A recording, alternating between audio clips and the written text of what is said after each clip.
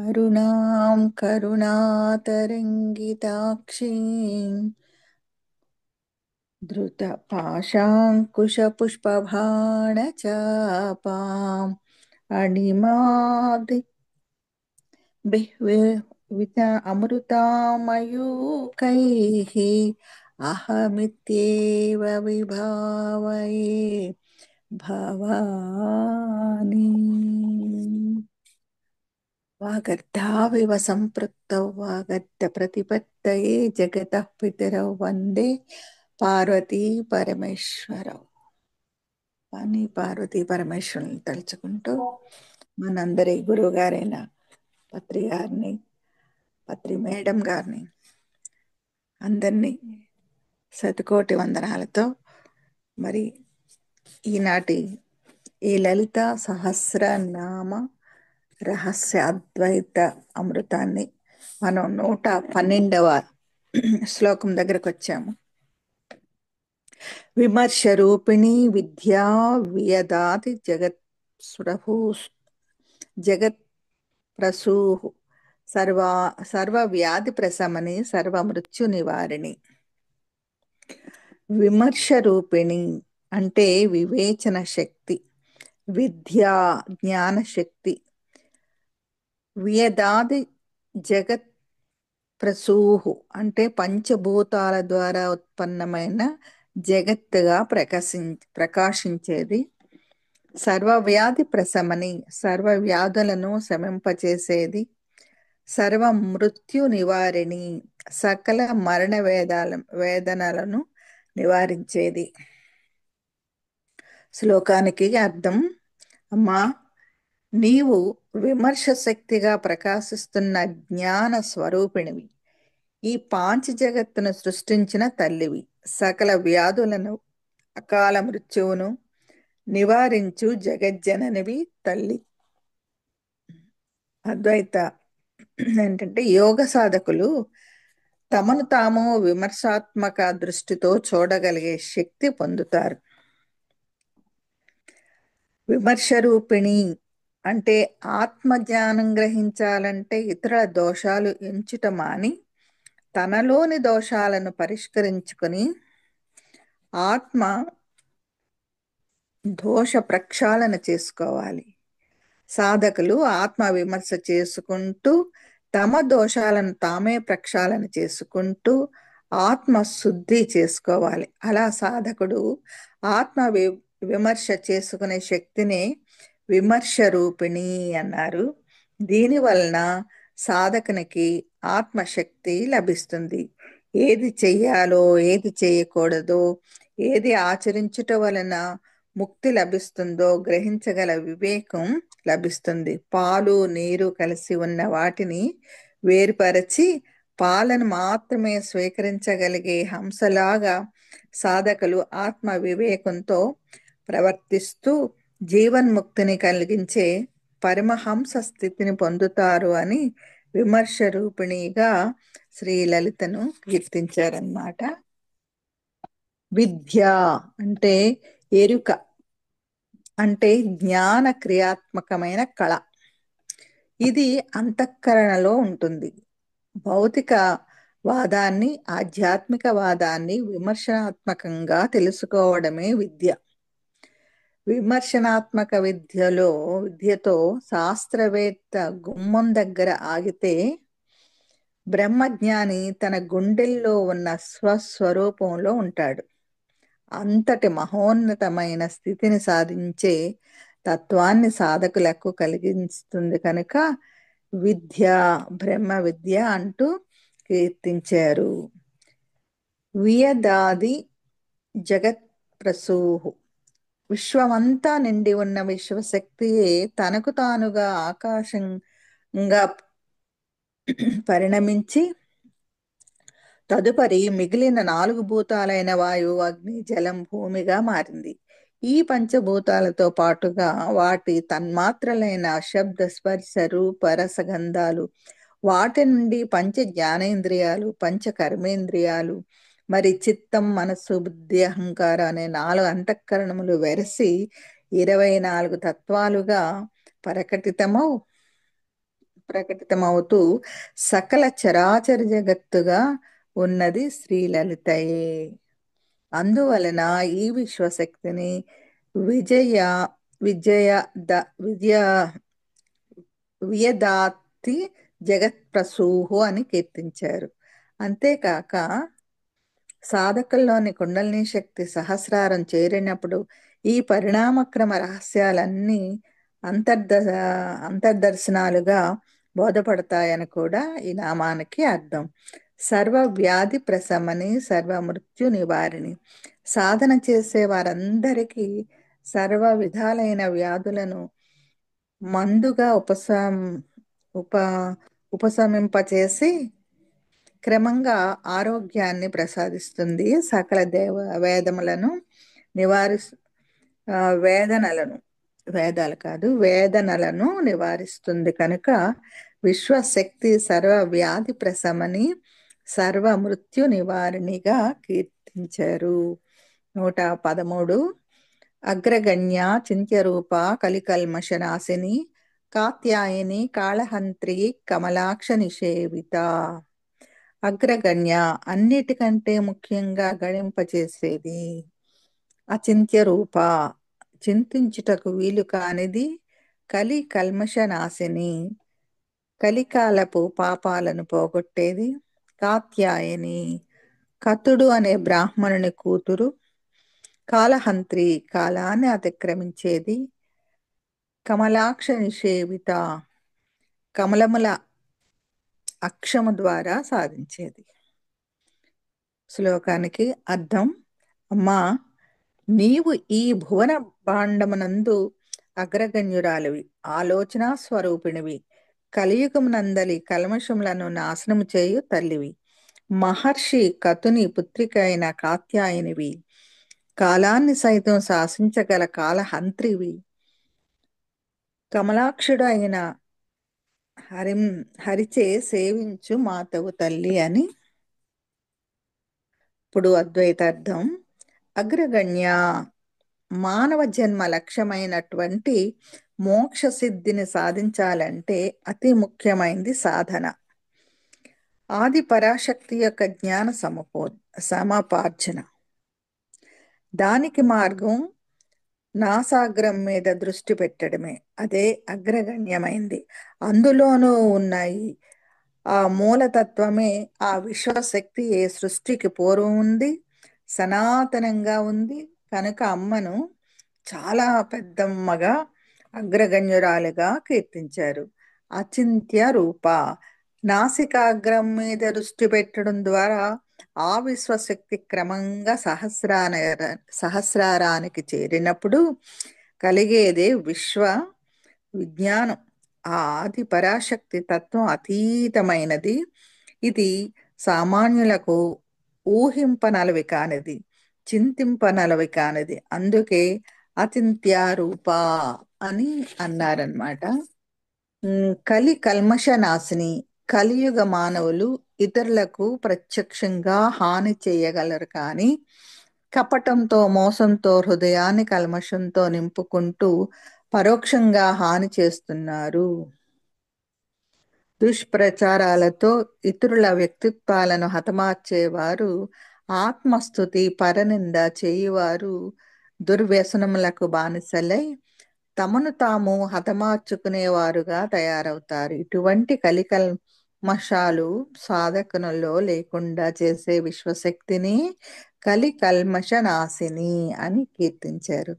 కాత్యాయని అంటే పూర్వం ఆదిపరాశక్తి కతుడు అనే కుండలిని యోగ సిద్ధుడిని అనుగ్రహించి ఆ సిద్ధిని ఇంట కూతురిగా జన్మించింది కనుక కాత్యాయనిగా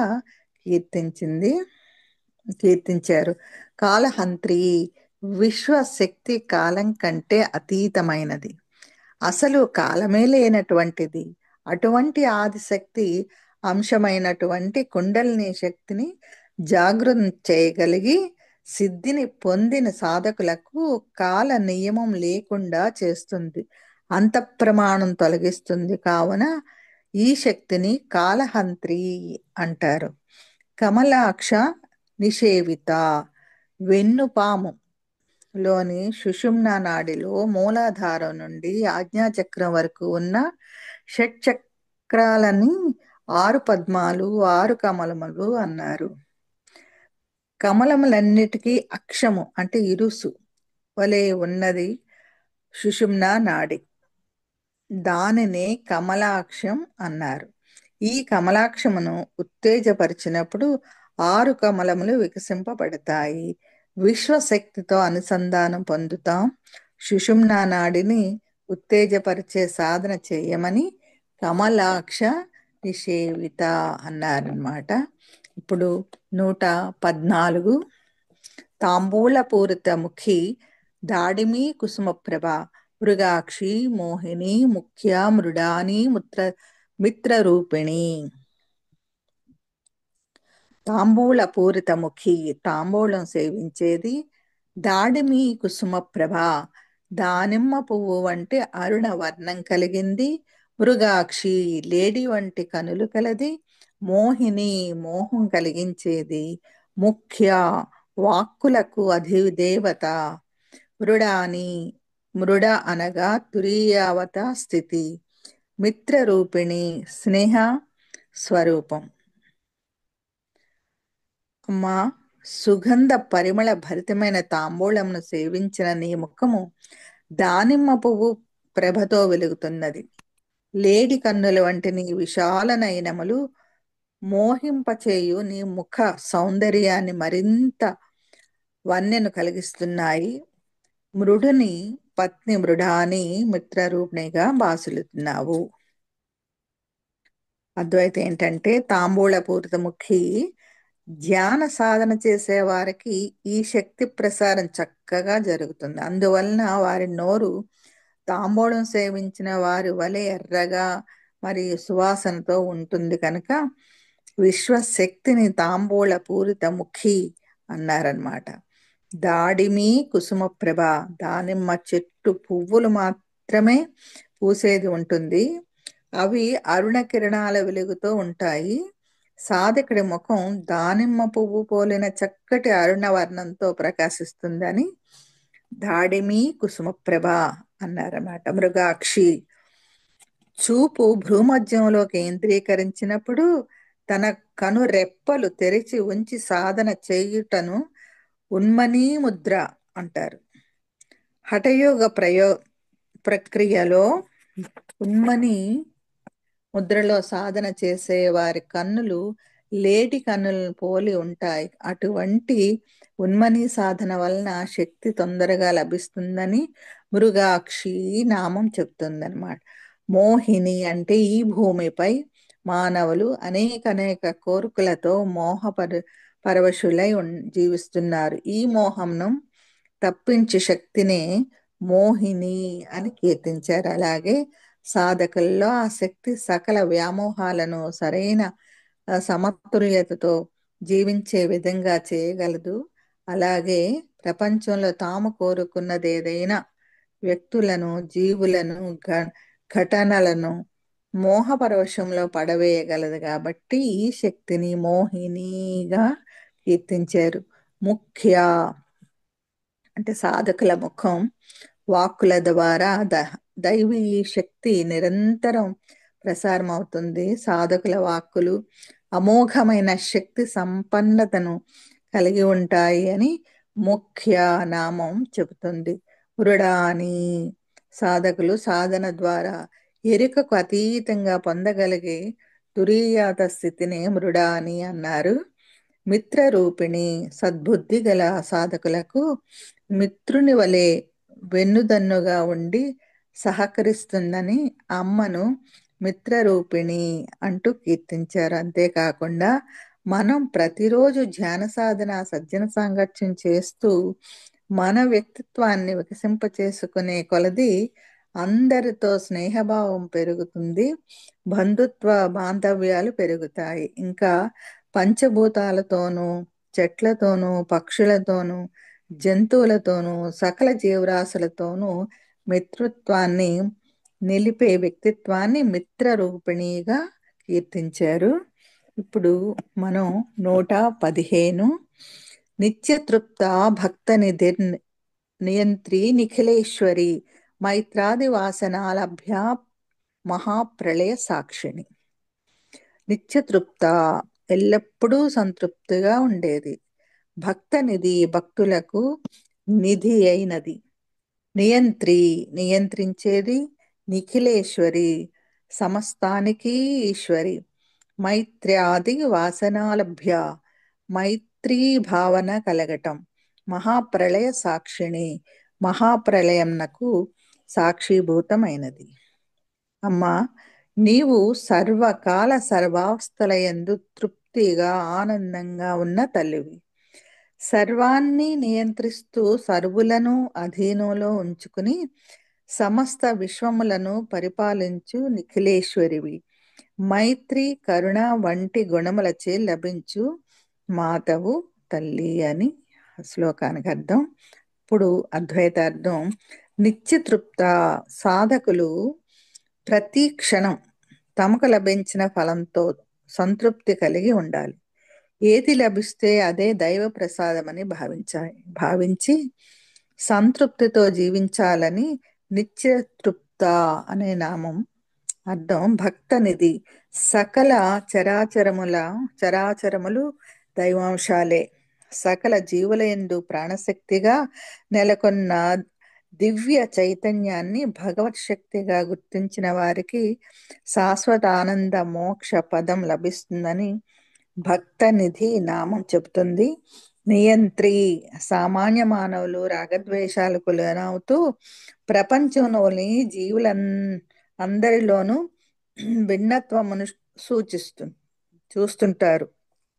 సాధకులు సకల జీవుల యందు దైవత్వాన్ని దర్శిస్తూ భిన్నత్వంలో ఏకత్వం చూసే తమ దృష్టిని, మనస్సును నియంత్రణ చేసుకోవాలని నియంత్రి అనే నామానికి అర్థం.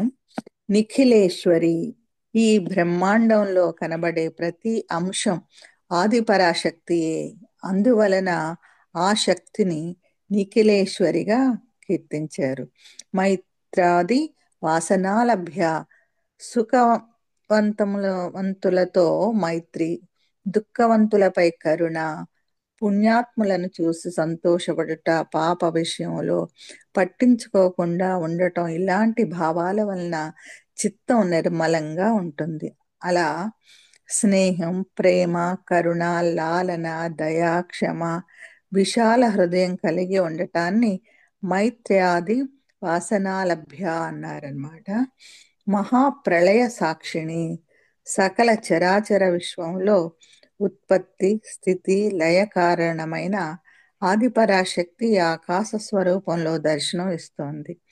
సృష్టికి పూర్వం, తరువాత కూడా అనాదిగా శాశ్వతంగా సాక్షిగా ఉన్న ఆదిశక్తిని మహాప్రళయ సాక్షిని అంటూ కీర్తించారు. ఈ శక్తి యొక్క అంశమే మానవుల్లో కుండలిని శక్తిగా ఉండి పూర్తిగా వికసించిన సహస్రారం ద్వారా తురీయావస్థ స్థితికి చేరి స్థిరపడినప్పుడు సాధకుడు జనన మరణ చక్రం నుండి విముక్తి పొంది విశ్వాత్మగా తన దేహ పరంపర యొక్క సృష్టి స్థితి లయలకు కూడా సర్వసాక్షిగా ఉంటాడు. ఆ శక్తిని మహాప్రళయ సాక్షిని అని కీర్తించారు. ఇప్పుడు 116. పరాశక్తి పరానిష్ట ప్రజ్ఞాన ఘన రూపిణి మాద్వీపాలనాస మత్తా మాతృక వర్ణరూపిణి. పరాశక్తి అన్ని శక్తులకు అతీతమైనది. పరానిష్ట, పరమనందు నిష్ట కలిగి ఉంటుంది. ప్రజ్ఞాన ఘన రూపిణి, సర్వజ్ఞత్వం ఘనీభవించిన రూపం కలది. మాధ్వీపానాలస,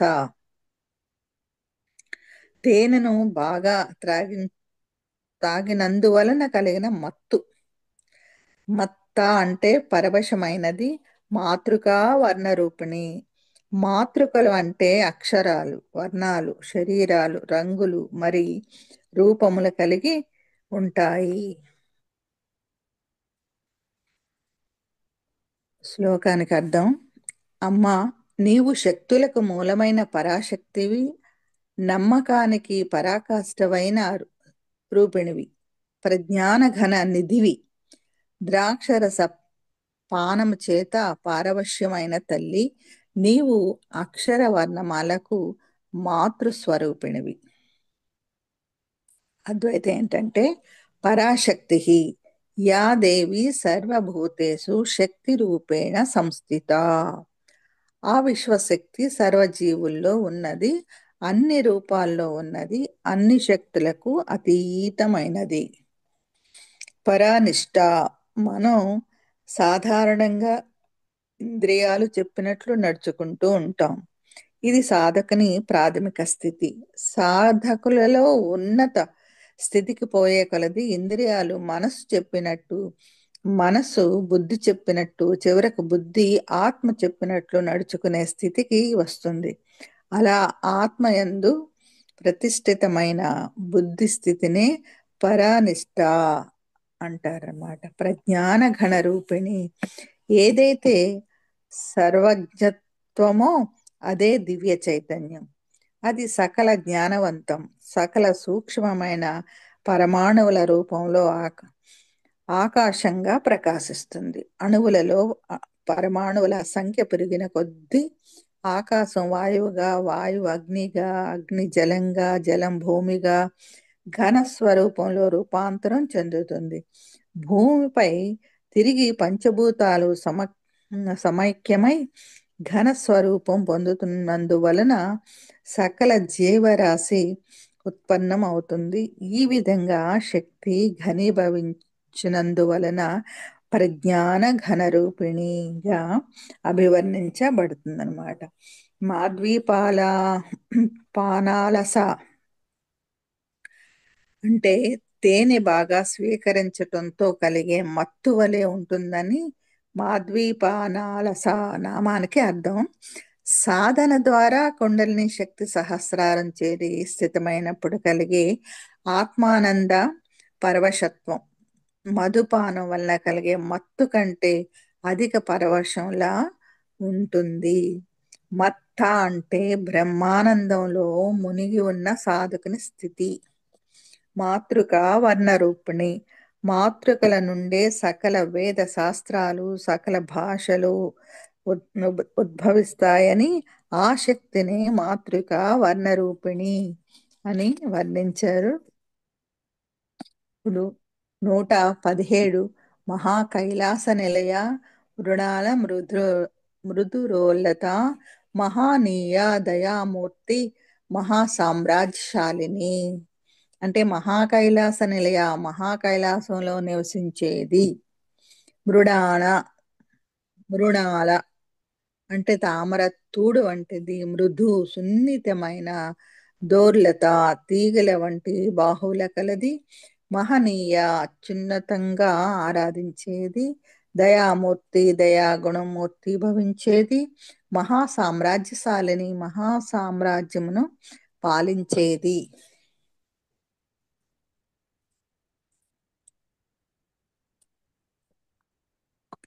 అమ్మా, మహాకైలాస పర్వతంపై నివసించే నీవు తామర తూడుల వంటి మృదువైన బాహువుల కలిగి ఉన్నావు. మహానీయులచే ఆరాధింపబడు దయామూర్తివి. పరబ్రహ్మకు చెందిన ఈ విశ్వ సామ్రాజ్యమునకు అధినాయకురాలివి. అద్వైతార్థం మహాకైలాస నిలయ, అనంత విశ్వంలో లయమగుట. దీనినే కైలాసం అన్నారు. పునరావృత్తం రహితమైన కైలాస పదమును మహా కైలాసం అన్నారు. మానవులలో బ్రహ్మరంధ్రంలోని కేంద్ర బిందువులో మహా కైలాసం ఉంది. కుండలిని శక్తిని జాగృతం చేసి సుషుమ్న ద్వారా బ్రహ్మరంధ్రంలోనికి చేరటానికి మహాధ్యానం చేయాలి. అప్పుడే అక్కడ శక్తి ప్రతిష్ఠితమవుతుందని మహా కైలాస నిలయ అనే నామానికి అర్థం. మృడాన మృదురోల్లత. ఈ శక్తి తామర తోడలోని నాళం వలె అత్యంత మృదువుగా ఉంటూ సన్నని తీగలా ఉంటుంది. దీనిని మూలాధారం నుండి మహాకైలాసం వరకు సుదృఢంగా నిలబెట్టి ఊర్ధ్వముఖం చేయుట చాలా కష్టసాధ్యం. కానీ శక్తి యొక్క ప్రారంభ స్థితిలో ఈ విధంగా ఉంటుందని గ్రహించి ఎంతో సహనంతో, ఓర్పుతో ధ్యాన సాధన చేస్తే క్రమంగా తామర తీగ వలె అత్యంత బలహీనంగా, మృదువుగా ఉన్న కుండలిని శక్తి సుదృఢంగా పటిష్టమవుతూ సహస్రారానికి చేరుతుంది. అంటే కైలాసం. ఈ యొక్క ప్రారంభ స్థితినే మృణాళ మృదులోలత అని అన్నారనమాట. మహనీయ దయామూర్తి సాధకుడు అత్యంత నియమంతో, శ్రద్ధతో, ఆర్తితో, శరణాగతితో సాధన చేయాలని మహానీయ అన్నారు. అలా సాధన చేసేటప్పుడు అత్యంత అసాధ్యమైన ఈ శక్తి పరమ దయాళు అయి మూర్తి భవించి సాధకునకు విజయం కలిగిస్తుందని దయామూర్తి నామాలు చెప్తున్నాయి. మహా సామ్రాజ్యశాలిని సాధకునికి మహా కైలాస నిలయం సిద్ధించిన తరువాత అతడి శరీరంలోని ప్రతి ఒక్క అణువుపై, మరి విశ్వంలోని ప్రతి ఒక్క అణువుపై ఆధిపత్యం లభిస్తుంది. ఈ స్థితి అష్టసిద్ధులతో కూడిన సంపూర్ణ స్వాతంత్రం కనుక ఈ స్థితిని మహా సామ్రాజ్యశాలిని అన్నారు. ఇప్పుడు 118 ఆత్మ విద్య, మహావిద్య, శ్రీ విద్య, కామసేవిత, శ్రీ షోడసాక్షరి విద్య, త్రికూట, కామకోటిక. ఆత్మ విద్య ఆత్మజ్ఞానం కలిగించే విద్య. మహావిద్య మహత్తు అంటే మాయపై ఆధిపత్యం కలిగించే విద్య. శ్రీ విద్య అంటే సకల సమృద్ధులు కలిగించే విద్య. కామసేవిత కోరికలు కలవారిచే సేవించేది. శ్రీ షోడశాక్షరీ విద్య 16 అక్షరములతో కూడిన మంత్ర విద్య. త్రికూట 3 కూటములతో కూడిన కోరికల కూడిన కామకోటిక కోరికల యొక్క స్వరూపం కలది. శ్లోకానికి అర్థం: అమ్మా, నీవు ఆత్మవిద్యవు, మహావిద్యవు, శ్రీ విద్యా స్వరూపిణివి. నీవు కామేశ్వరుని చేత సేవింపబడు మాతవు. సకల మంగళకరమైన 16 అక్షరములతో కూడిన షోడశాక్షరీ మంత్ర అధిదేవతవు. పంచదశలోని త్రికూటములు వాగ్భవ, మధ్య శక్తి కూటములు, ఇవి బ్రాకెట్లో ఇచ్చారు. త్రికూటాలంటే వాగ్భవ, మధ్య శక్తి కూటం. నీవే అయి కామకోటి పీఠం ముందు స్థితమై ఉన్నావు తల్లి.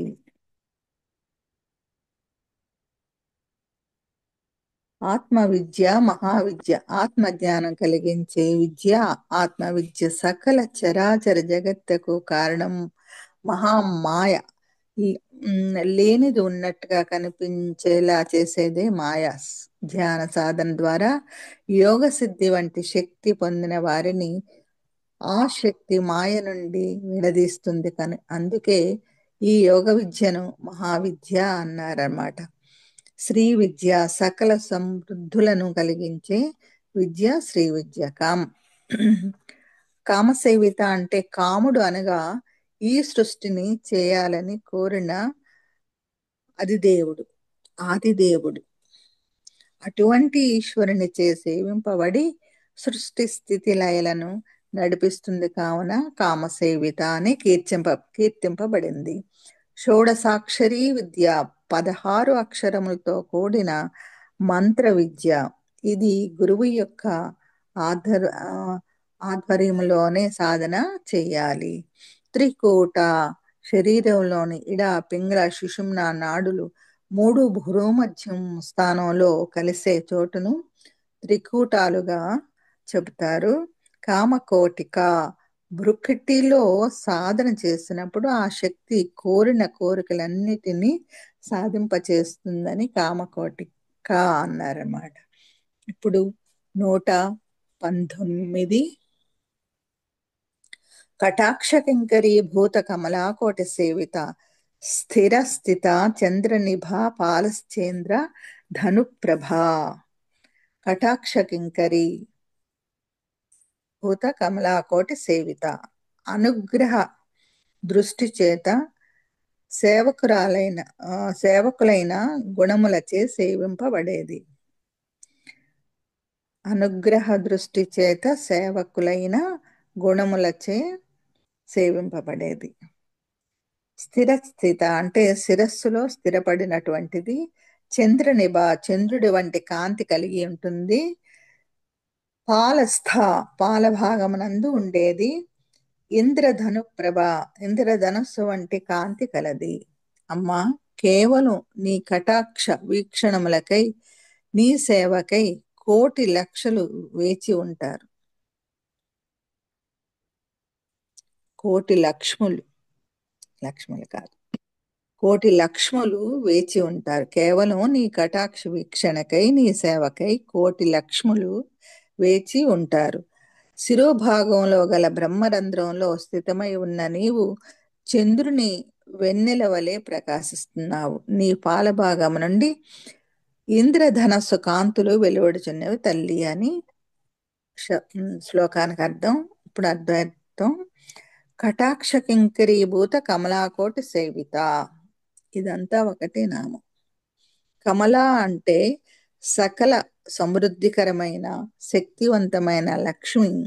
కమలాకోటి అంటే కోటి శక్తులతో సేవింపబడుతుంది. ఇటువంటి అనేక శక్తుల యొక్క అనుగ్రహ వీక్షణం లభిస్తుంది. అలాగే వచ్చిన సమృద్ధిని సరైన కార్యాలకు లోక కళ్యాణార్థం ఉపయోగించాలి అని కటాక్ష కింకరీభూత కమలాకోటి సేవిత అనే నామానికి అర్థం. స్థిర స్థిత చంద్రనిభ పాలస్థ. సాధకులు ధ్యాన సాధన చేసినప్పుడు మూలాధారంలో ఉన్న కుండలిని శక్తి జాగృతమై సహస్రారంలో అంటే స్థిర స్థిత అస్థితమవుతుంది. సహస్రానానికి ఆజ్ఞాచక్రానికి మధ్య ఉన్న దివ్య ప్రకాశాన్ని చంద్రకళ లేక చంద్రనిభ అంటారు. ఎప్పుడైతే సహస్రారంలో ఆ శక్తి స్థితమవుతుందో చంద్రుని యొక్క వెన్నెల ఎలా ప్రశాంతంగా ఉంటుందో అలా ఆ శక్తి వెన్నెల కురుస్తున్నట్లుగా పాలభాగం అంతా ప్రకాశిస్తుందని చంద్రనిభ పాలస్థ అంటూ హయగ్రీవుల వారు వర్ణించారు. ఇంద్రధను ప్రభ అంటే ఇంద్రధనస్సులో సప్తవర్ణాలు ఉంటాయి. అలాగే మన షట్చక్రాలు సహస్రార స్థితి కలిపి సప్తవర్ణాలు. ఎప్పుడైతే శక్తిని షట్చక్రాల గుండా ఊర్ధ్వముఖ ప్రయాణంగా ఉంచి సహస్రారంలో స్థితం చేస్తామో అప్పుడు సాధకుడి పాలభాగం అంతా సప్తవర్ణాల కాంతితో వెలుగుతుందని ఇంద్రధను ప్రభ అనే నామం చెబుతుంది. ఇప్పుడు 120. హృదయస్థ రవిప్రఖ్య త్రికోణాంతక దీపిక దాక్షాయణి దైత్యహంత్రి దక్ష యజ్ఞ వినాశిని. హృదయస్థ హృదయ మధ్యమున ఉండేది. రవిప్రఖ్య సూర్యునితో సమానమైనది. త్రికోణాంతక దీపిక త్రికోణాల లోపల జ్యోతి వలె వెలుగుతుంది. దాక్షాయణి దక్షుని అనుగ్రహించు శక్తి. దైత్యహంత్రి దైత్యులను హతమార్చేది. దక్ష యజ్ఞ వినాశిని దక్షుని యజ్ఞమును వినాశనమనర్చున్నది. అమ్మా, నీవు భక్తుల హృదయమునందు నివసిస్తూ సూర్యుని వలె ప్రకాశిస్తున్నావు. చక్రముల యొక్క త్రికోణాలలో బాసిల్లు దీపికవు. దక్షుని కుమార్తె అయిన దాక్షాయణివి. దైత్యులను హరించి దక్ష యజ్ఞమును ధ్వంసం చేసిన సతీ దేవివి తల్లి. అద్వైతం ఏంటంటే హృదయస్థ సకల శక్తివంతుడై ఉండి అహంకరించకుండా ఇతరులకు మేలు చేసేవాడే సహృదయుడు. అతడిలో శక్తి త్వరగా జాగృతం అవుతుందని హృదయస్థ నామం. రవిప్రఖ్య అంటే సాధకుడిలో శక్తి సూర్య సమాన తేజస్సుతో ప్రకాశిస్తుందని రవిప్రఖ్య నామం చెప్తుంది. త్రికోణాంతక దీపిక సాధకుడిలో శక్తి జాగృతమై ఊర్ధ్వ గతిని ప్రయాణిస్తూ బ్రహ్మరంధ్రం అనే పిరమిడును పోలిన త్రికోణంలోని లోనికి ప్రవేశించి ఆత్మజ్యోతిగా వెలుగుతుంది. దాక్షాయణి, దక్షత కలిగిన వాడే దక్షుడు. ఏ విధమైన కార్యదక్షత కలవాడైనా ఆదిశక్తి స్వరూపమే. దక్షులలో ఉండే దక్షతనే దాక్షాయణి అని కీర్తించారు. దైత్యహంత్రి, దైత్యుడు అంటే అద్వైతుడు కానివాడు. తన కార్యదక్షతను తనదిగా, దైవమును వేరుగా భావించువాడు. కార్యదక్షులు ఎంతవారైనప్పటికీ వారిలో తమ కర్తవ్యముల పట్ల దైవభావం లేనప్పుడు, అహం ప్రవేశించినప్పుడు అతనిలో జ్ఞాన రూపంలో ఉన్న శక్తి అతడి అహంకారంతో తప్పుదారి పట్టించి హతమారుస్తుందని దైత్రహంత్రి నామం చెబుతుంది.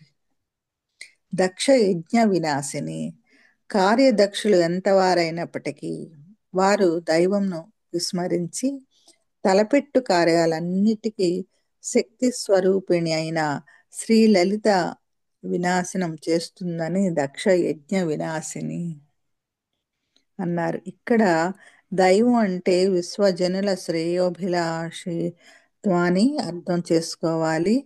కార్యదక్షులు ఎటువంటి కార్యం తలపెట్టినా సకల జనుల శ్రేయస్సును కలిగించేదై ఉండాలి.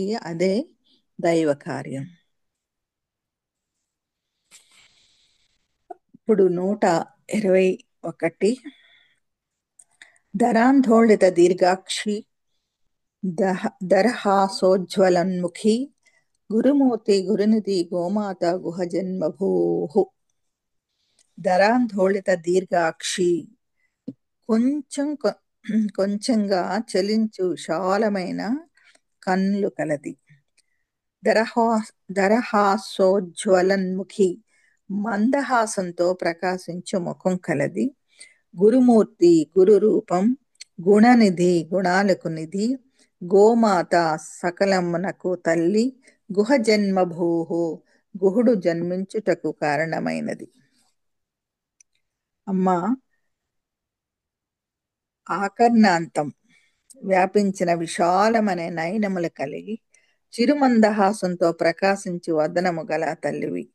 గురు రూపము దాల్చి జిజ్ఞాసులకు బ్రహ్మజ్ఞానమును అనుగ్రహిస్తున్నావు. గుణములకు నిధివి, గోవులకు తల్లివి, కార్తికేయునకి జననివి. అద్వైతంతో ఏంటంటే ధరాందోళిత దీర్ఘాక్షి, కొంచెం ఆందోళనతో చలించి విశాలమైన కన్నులు కలది శ్రీలలిత అని సామాన్యార్థంగా ఉన్నప్పటికీ కోటాను కోట్ల బ్రహ్మాండాలను బంతుల వలె ఆడిస్తూ సృష్టి స్థితి లయాలను చేసే ఆదిపరాశక్తి ఎందుకు ఆందోళనగా ఉంటుంది? ఇందులోని అంతరార్థం ఏంటంటే ధ్యాన సాధన చేసేటప్పుడు చూపును భ్రూమధ్యంలో నిలిపి ఎంత మాత్రం ఆందోళన లేని, భయం లేని, చంచలత్వం లేని చూపును భ్రూమధ్యంలో సుదీర్ఘంగా నిలిపి సాధన చేసే వారికి ప్రాణశక్తి దర్శనం అవుతుందని, అంటే ఆత్మ దర్శనం అవుతుందని ధరాందోళిత దీర్ఘాక్షి నామంలో గూఢార్థం.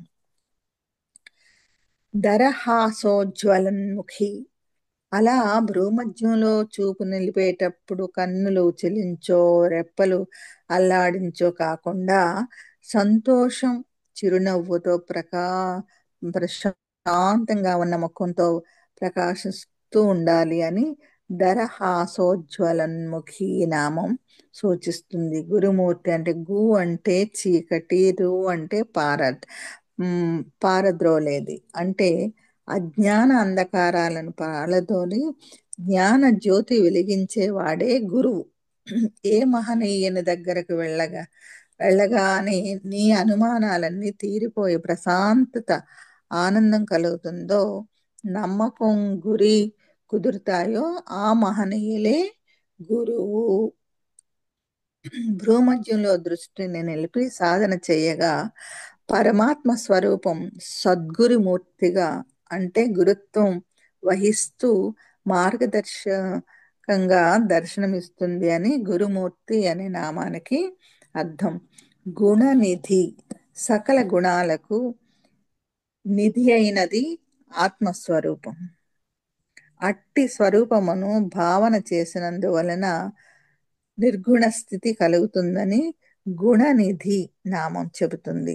గోమాత, గోజాతికి తల్లి కామధేనువు. కామధేనువు రూపంగా స్వర్గంలో, గోవు రూపంలో భూమి యందు సంచరిస్తూ సకల దేవతా స్వరూపిణిగా సాధకునికి సకల అభిష్టాలను సిద్ధింపచేస్తుంది. గుహ జన్మభూహు, గుహుడు అంటే సంపూర్ణ జ్ఞాని అయిన సుబ్రహ్మణ్యేశ్వరుడు. గుహుని జన్మకు కారణమైన ఆ ఆది పరాశక్తే సాధకుని సంపూర్ణ జ్ఞానానికి జన్మనిస్తుంది కాబట్టి గుహ జన్మ భూహు అని కీర్తించారు.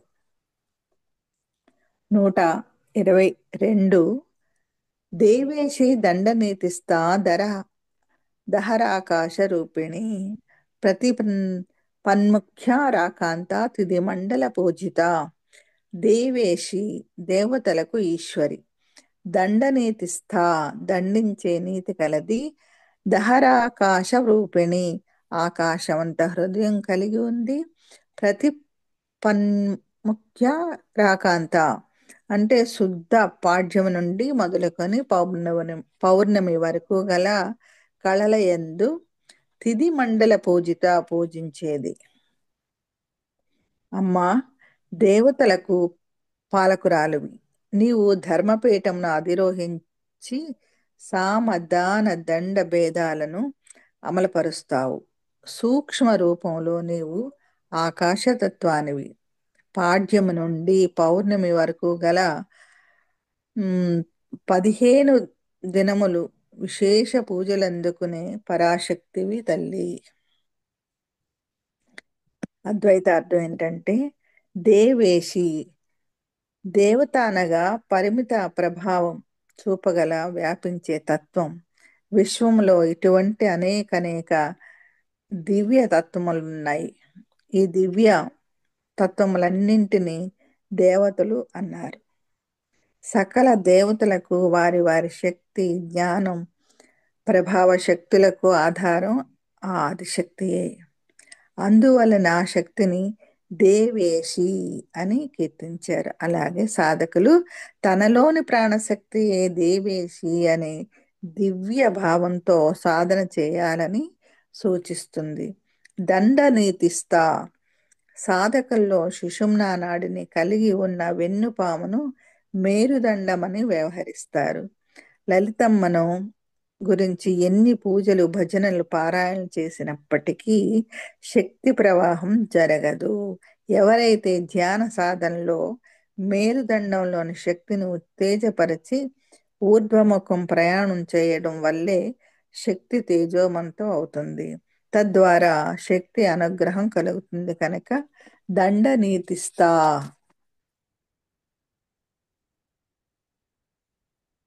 అని కీర్తించారు. అలాగే మానవుల్లో ప్రాణశక్తిగా ఉన్న ఆత్మయే వారి వారి కర్మలకు తగిన ఫలితమును ఇస్తున్న శక్తిని దండనీతిస్థా అని కూడా సూచించారు ఋషులు.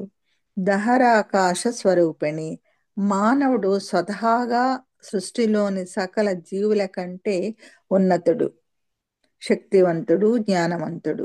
మనస్సు అనే వివేచన శక్తి మానవులకు మాత్రమే ఉంది. సకల శక్తి జ్ఞానవంతమై ప్రేమ దయలతో కూడిన మనస్సునే హృదయం అన్నారు. అయితే ఈ హృదయం లేక మనస్సు ఒక అవయవం కాదు, అది శరీరమంతా వ్యాపించి ఉన్న తరంగం. ఈ తరంగం ఆకాశం వంటిది. దీనినే దహరాకాశమని, చిదాకాశమని అన్నారు. మానవుల్లో దహరాకాశంగా ఉన్న మనస్సును నిశ్చలం చేసినందువల్ల ఈ దహరాకాశం శక్తి స్వరూపంగా మారుతుంది అని దహరాకాశ రూపిణిగా కీర్తించారు.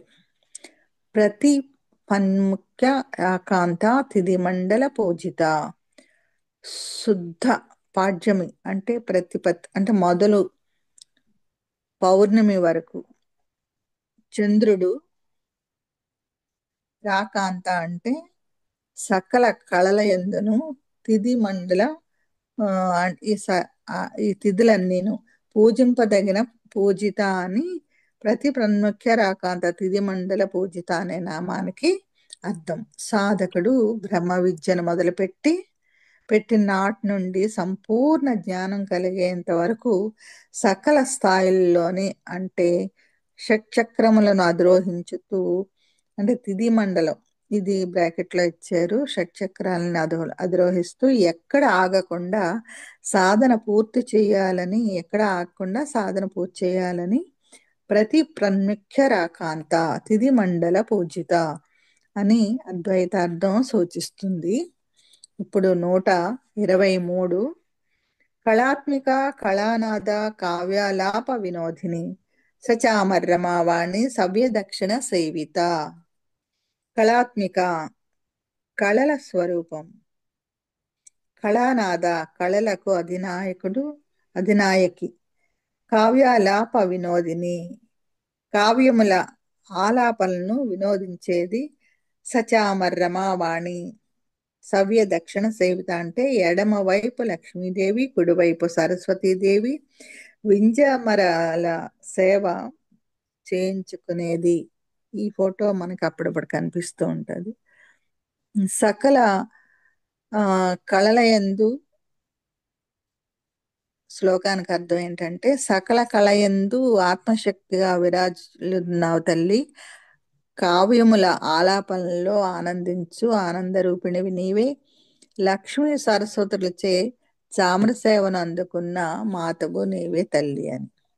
అద్వైతం ఏంటంటే కళాత్మిక 64 కళలు తన నుండే ఉద్భవించినవి, సకల కళాస్వరూపిణివి కళాత్మిక అన్నారు. కళానాథ అంటే సకల కళలకు అధినాయకురాలు శక్తి, అందుకే శక్తిని కళానాథ అని కీర్తించారు.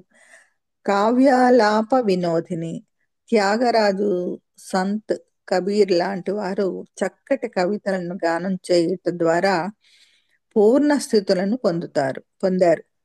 కవితలన్నీ అనంత దివ్య పదార్థాలుగా కీర్తిస్తూ మానవాళికి మేలు చేకూర్చే సూక్తులతోనూ మానవత్వానికి దైవత్వానికి మధ్య ఉన్న అవినాభావ సంబంధం గురించి కావ్యాలను ఆలాపించటం వలన ఆస్వాదించే వారిలో కుండలిని శక్తి సంతోషంతో జాగృతం చెందుతుందని కావ్యాలాప వినోదిని అని కీర్తించారు.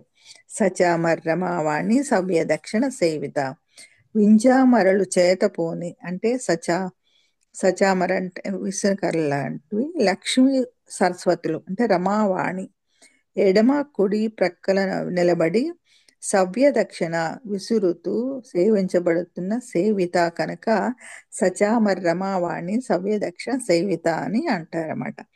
సాధకుల్లో కుండలిని శక్తి జాగృతమైనప్పుడు వారికి సకల ఐశ్వర్యాలు, సకల జ్ఞానాలు అంటే రమావాణి ఎడమ కుడి ప్రక్కల సవ్య దక్షిణ వెనుదన్నుగా ఉండి దివ్య సుఖములను కలుగచేస్తాయి. సచామర సేవిత అని అనంత వ్యాపక శక్తితో కూడిన ఆత్మజ్ఞానం లభిస్తుందని దీనికి అంతరార్థం. 124 ఆదిశక్తి రమేయాత్మ పరమ పావనాకృతి అనేక కోటి బ్రహ్మాండ జనని దివ్య విగ్రహ.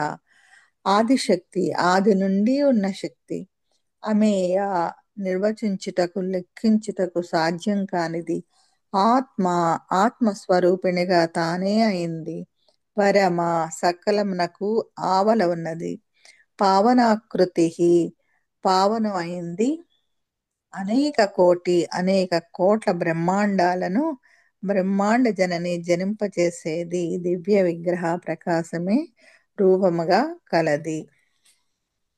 అమ్మా, ఆది పరాశక్తి స్వరూపిణివైన నీవు కొలతలకు అందని దానవు. పరమ పావనమైన తల్లి నీవు పరమాత్మ తత్వానికి ప్రతీకవు. అనేక కోటి బ్రహ్మాండాలకు జన్మనిచ్చిన జగన్మాతవు. దివ్య మంగళ స్వరూపము కలిగి ఉన్నావు తల్లి అని శ్లోకానికి అర్థం. ఇప్పుడు అద్వైతం ఏంటంటే ఆదిశక్తి ఆది నుండి ఉన్నది, స్వయం ప్రకాశమైనది, అనంతమైనది, సమస్త జగత్తును ఉద్భవింపచేసి అంతా తానే వ్యాపించి ఉండేది. అందుకే ఆదిశక్తి అని కీర్తించారు. ఆమె ఏ ప్రమాణమునకు కొలవి నలవి కానిది. మనస్సు, వాక్కు, ఇంద్రియముల చేత గ్రహింపరానిది, అన్నింటికీ అతీతమైన పరమ బ్రహ్మ కేవలం పరబ్రహ్మని కేవలం సాధనతో అనుభూతి చెందాలి. ఆత్మ అంటే సకల జీవులలో ఆత్మస్వరూపిణిగా ఉంది. పరమ పావనాకృతి, సకలములకు ఆవల ఉన్న సర్వోత్కృష్టమైన దివ్య వ్యోము యొక్క స్వరూపాన్ని తలచిన వెంటనే పాపపుణ్యములు నశించి ముక్తి కలుగుతుందని పరమ పావనాకృతి అనే నామం సూచిస్తుంది. అనేక కోటి బ్రహ్మాండ జనని దివ్య విగ్రహ, దివ్య వ్యోమం నుండి లెక్కింపనలవి కాని కోటాను కోట్ల బ్రహ్మాండాలన్నీ ఉదయించినందువల్ల దివ్య వ్యోమ స్వరూపిణి అయిన ఆదిశక్తిని అనేక కోటి బ్రహ్మాండ జనని అని సకల జగత్తును జీవరూపంలో చేస్తున్నందువలన దివ్య విగ్రహ అని కీర్తించారు. అటువంటి అనంత శక్తి స్వరూపిణి ప్రాణశక్తిగా మానవ జీవుల్లో ప్రవహిస్తున్నది కాబట్టి సాధకులు తమలో ఉద్దీపన చెందే కుండలిని శక్తిని శ్రీలలితగా, ఆదిశక్తిగా గుర్తించి పూజ్య భావంతో, గురుభావంతో బాధ్యత కలిగి సాధన చెయ్యాలి. ఇక్కడ 125వ శ్లోకం. క్లీంకారీ కేవల గుహ్య కైవల్య పదదాయిని త్రిపురా జగద్వంద్యా త్రిమూర్తి త్రిసిద్ధేశ్వరి అని. క్లీంకారి, క్లీంకార బీజాక్షర స్వరూపిణి, కేవలం తానై ఉన్నది, గుహ్య రహస్యాతి రహస్యమైంది, కైవల్య పదదాయిని మోక్ష పదం కలిగించేది, త్రిపుర మూడు పురాలుగా ఉంది, జగత్ వంద్య మూడు జగముల వారితో పూజింపబడేది, త్రిమూర్తుల రూపంలో ఉండేది, త్రిసిద్ధేశ్వరి మూడు దశలకు ఈశ్వరి. శ్లోకానికి అర్థం. అమ్మా, నీవు క్లీంకార బీజాక్షర రూపిణివి. అంతా ఒకే తత్వం కలిగిన నీవు రహస్యంగా ఆరాధింపబడు భక్తులకు కైవల్యాన్ని అనుగ్రహిస్తావు. త్రైలోక్యవాసులచే ఆరాధింపబడు త్రిపురాదేవివి. త్రిమూర్తుల శక్తులను సరస్వతి, లక్ష్మి, పార్వతుల స్వరూపానివి. సృష్టి స్థితి లయలకు, జాగ్రత్త స్వప్న సుషుప్తులకు త్రిద సిద్ధేశ్వరివి నీవే తల్లి అని ఇక్కడ అర్థం. ఇప్పుడు అద్వైత అర్థము. క్లీంకారి సకలమును ప్రాప్తింపచేసే క్లీం కనుక ఆదిశక్తిని క్లీంకారి అని కీర్తించారు. కేవల అంటే అంతటా తానే అయి ఉన్న ఏకత్వానుభూతి కలిగిన స్థితిని కేవల అని కీర్తించారు. గుహ్య కైవల్య ప్రదాయిని, మానవ శరీరంలో కుండలిని శక్తి వెన్నెముక క్రింది భాగంలో గుదస్థానంను ఆశ్రయించుకుని ఉంది. ఈ స్థానంనే మూలాధారమని, కుండలిని శక్తి ఆ ప్రదేశంలో గుహ్యంగా ఉందని, అక్కడ నుండి సాధన ప్రారంభించినందువలన మాత్రమే మానవులకు కైవల్యం సాధిస్తారు కనుక గుహ్య కైవల్య పదదాయిని అన్నారు. కైవల్యము ప్రారంధంన స్థూల శరీరము సత్యానుభూతి కలిగినప్పుడు, సూక్ష్మ శరీరమును సకల కోరికలను నశించినప్పుడు కారణదేహమును నశింపచేయి మోక్ష పదంలోకి తీసుకెళ్తుందనమాట. త్రిపుర అంటే త్రిపురానికి ఇచ్చ, జ్ఞాన, క్రియాశక్తులు, మనోబుద్ధి చిత్తాలు, భూభువ సువహ అనే లోకత్రయం, సుషుమ్న ఇడ పింగళ నాడి త్రయం, స్థూల సూక్ష్మ కారణ దేహత్రయం, సత్వరజోతమో గుణత్రయం మొదలైనవన్నీ జగజ్జని స్వరూపమే, విశ్వశక్తి స్వరూపమే. త్రిజగద్వంద్య అంటే జగమంతా మూడు స్థాయిలలో పరిణమిస్తుందని ఊర్ధ్వ భూ అధో లోకాలలో జగత్తులో ఈ మూడు లోకముల యందు జీవులను అనుగ్రహించే శక్తిని త్రిజగత్ వంద్య అని కీర్తించారు. అత్యున్నత పరోపకార భావజాలం గల జీవులు పవిత్రాత్మలుగా ఉన్నత వాతావరణంలో ఉంటూ శరీరధారులైన మానవులకు జ్ఞానాన్ని అందించుటకు ప్రయత్నిస్తూ ఉంటారు. ఈ పవిత్రాత్మలను దేవతలని అన్నారు. వీరు ఉండే ప్రాంతాన్ని ఊర్ధ్వలోకమని దివ్యలోకమని అంటారు. దేవాన్ భావ అంటే ఇక్కడ భగవద్గీత 3వ అధ్యాయంలో 11వ శ్లోకం ఇచ్చారు. దేవద్భావతానేన తే దేనా భావయస్తువః పరస్పరం భవయంతః శ్రేయః పరమా వాస్మృత్యః స్మృద్ధ అంటే దివ్యలోక వాసులు మానవుల కర్మలను సదా గమనిస్తూ ఉంటారు. ఎప్పుడైతే దేవతలు తమ యజ్ఞ కార్యక్రమాల ద్వారా సంతోషంగా ఉంటారో అప్పుడు వారు మరింతగా మానవ లోకాలకు సహాయం చేస్తారు. మానవుల ద్వారా దేవతలు, దేవతల ద్వారా మానవులు ఈ విధంగా పరస్పరం ఒకరికొకరు ఉన్నత పరుచుకుంటూ ఉంటారు. 2వ స్థాయిలో పుణ్య పాప కర్మల రెండింటినీ చేసి వాటిని సుఖదుఖాలుగా అనుభవించే శరీరధారులైన మానవులు జీవించే ప్రదేశమే భూలోకం అన్నారు. 3వ స్థాయిలో మనసు బుద్ధి లేకుండా ప్రకృతికి లోబడి జీవించే జీవులైన సర్ప, క్రిమి, కీటకములు, జలచరములు నివసించు ప్రదేశంను అధోలోకం అన్నారు. త్రిమూర్తి త్రిసిద్ధేశ్వరి అంటే బ్రహ్మ, విష్ణు, మహేశ్వరులు సృష్టి స్థితి లయలకు అధిపతులు కనుక త్రిమూర్తి అని కీర్తించబడింది. 3 లోకాలకు సృష్టి స్థితి లయలకు జాగ్రత్త స్వప్న సుషుప్తి అవస్థలకు తానే కారణమై ఉంది కనుక త్రి సిద్ధేశ్వరి అని కీర్తించబడింది.